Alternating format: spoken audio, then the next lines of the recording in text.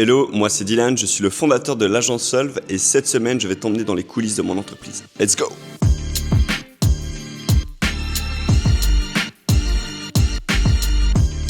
Je peux pas mettre ta petite gueule en bas à droite là, non?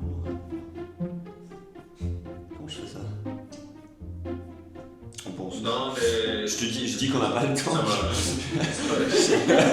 Et puis je vais mettre ta petite tête en bas.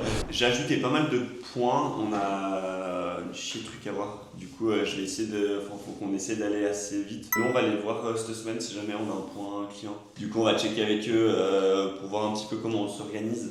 Je pense la solution, parce qu'actuellement, on a des infos qui vont chez Dan, des infos qui vont chez Flo, des infos qui vont chez Dylan. Enfin, on a tous un bout d'infos.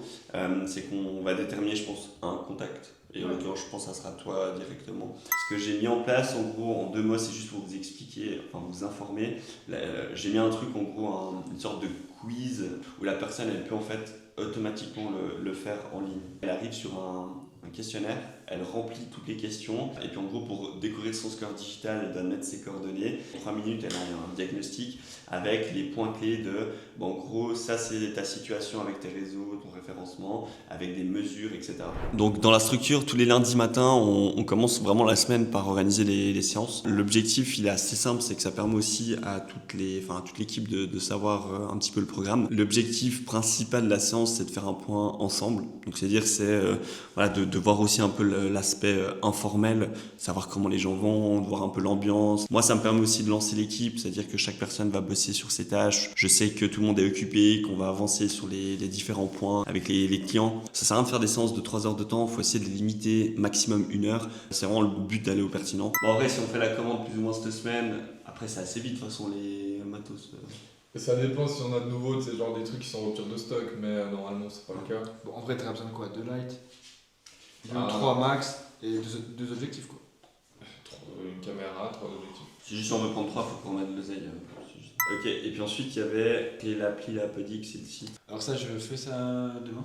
En gros, si je résume, dans 2 semaines, on a le matos, la salle est opérationnelle, on a fait le site, plus ou moins tout ce qu'il faut, et puis après, il faudra juste combattre sur les pricing et tout le bazar. On se retrouve du coup pour... là, je suis en voiture, on est en train d'aller voir un client avec les collègues de l'agence Day. On va avoir un mandat qu'on a en commun, c'est un gros client sur la région de Lausanne. Là, on va faire un point trimestriel, donc nous, on fait un suivi avec les clients tous les 3 mois, on fait un point, on va les voir. Lors de ces points de situation, on essaie vraiment de voir qu'est-ce qui fonctionne et qu'est-ce qui ne fonctionne pas.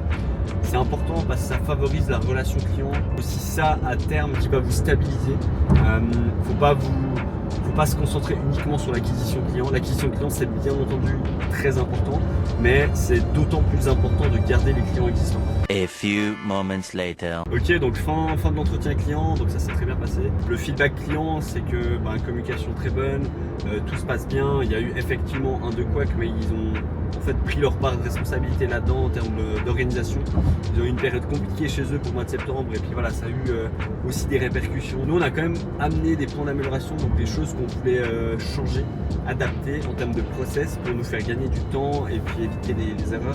Je vais travailler sur ça, donc je vais définir un processus visuel, un flowchart pour vraiment définir la manière de travailler. Petit débrief, donc fin de journée, j'ai bien jeté un œil sur ma planification. Je fais une planification sur la semaine, donc chaque lundi, je prends vraiment le temps d'organiser mon agenda. C'est pour ça que toutes les séances, elles sont planifiées avec les équipes le lundi matin. Ça me permet d'avoir déjà une vision sur la semaine, d'occuper déjà les ressources, donc être sûr que toute l'équipe puisse avoir vraiment toutes les infos et puis qu'ils puissent avoir une vue d'ensemble sur la semaine. Puis ensuite, pour moi, ça me permet vraiment de planifier mon temps sur les points vraiment urgents et importants.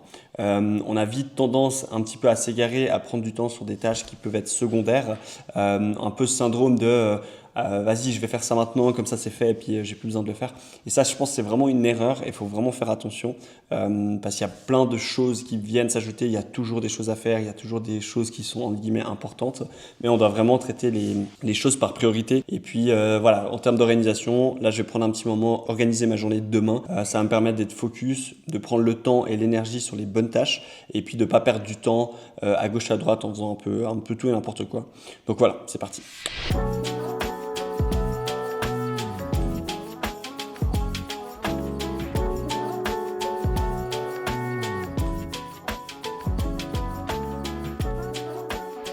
Et ça tourne. On bat avec eux, ça veut dire On fait un film. C'est ça le premier step, tu dis. Mec, en vrai, je pense que toi ça te ferait kiffer.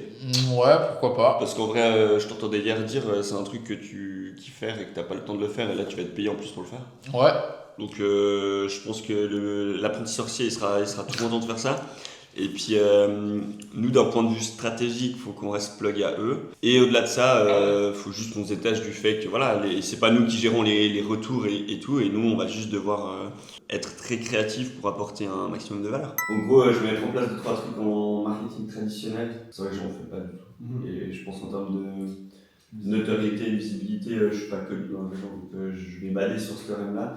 Après, référencement naturel, du coup on a mis en place beaucoup de référencement naturel pour être en place plus ou moins partout.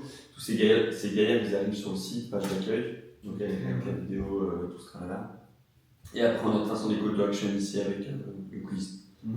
Ou pas. Enfin, il y a soit le quiz ici, soit à certains endroits, tu peux simplement demander un devis personnalisé. On enchaîne, donc là on a un call trimestriel avec Meta, avec Facebook.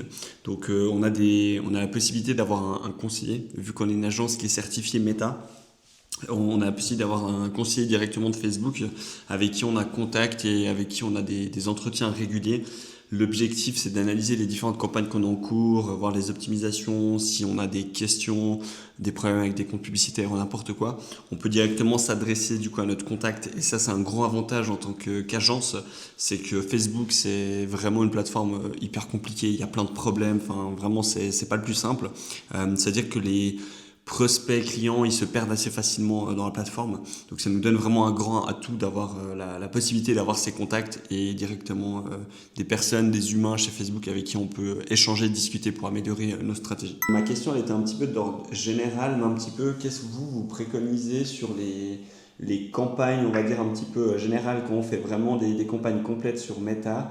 Est-ce qu'on a un petit peu ce que j'aimerais avoir, c'est un petit peu une ligne de conduite, une base, pour que quand j'ai un nouveau client, je puisse par exemple, je sais pas, à chaque fois faire une campagne de notoriété, une campagne de prospect, une campagne de retargeting. Moi, je vous donne déjà mon avis et plutôt en même temps mon expérience. Meta ne fournit pas comme ça un des mecs comme pur, donc plutôt que moi je vois, ce que j'observe et ce que je crois à peu près comprendre qui fonctionne. Ça dépend aussi toujours du budget. L'idée de cette série de vidéos, c'est de pouvoir emmener les gens dans les coulisses d'une agence pour voir un petit peu les moments de joie, les moments compliqués, les erreurs qu'on fait, les points d'amélioration, les projets qu'on lance. Et puis dans l'objectif de créer du contenu, moi j'ai un objectif qui est de montrer en fait ce qui se passe, montrer ce que je fais, de pouvoir partager mes épreuves d'un point de vue entrepreneurial, de partager mon expérience. C'est pour ça que j'aimerais lancer cette série de vlogs. Et puis l'objectif, c'est vraiment de donner un maximum de valeur en montrant vraiment de l'intérieur d'une agence comment ça fonctionne, les problématiques qu'on a, puis voilà, montrer vraiment en termes d'acquisition qu'est-ce qu'on fait concrètement pour nos clients,